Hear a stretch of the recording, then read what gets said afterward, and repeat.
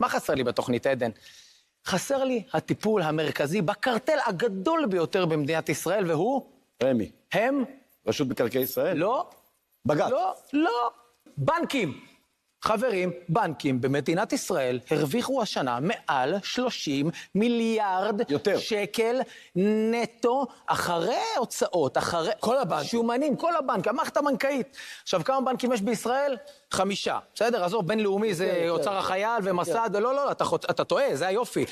היה בנק איגוד, אכלו אותו בנק מזרחי, אוקיי? אין בנקים. בסדר. 5 בנקים, בסדר? עזוב, אני לא בנקים, 1-0 וזה, אני לא מחשיב. 6 מיליארד כל בנק, נגיד, זה מתחלק אחרת, אבל בסדר. חבר'ה, אולי נמסה אותם קצת, טיפה, עוד טיפה. עכשיו, אף אחד לא מדבר על זה. השר סמוטריץ' קצת התחיל, אני לא שומע את זה. חבר'ה, הם כל כך חזקים, הם כל כך... עכשיו, מי אמור לפקח על הבנקים? יש, המפקח על הבנק. המפקח על הבנקים. איך הוא מפקח על הבנקים? הוא יבוא אליהם עוד מעט.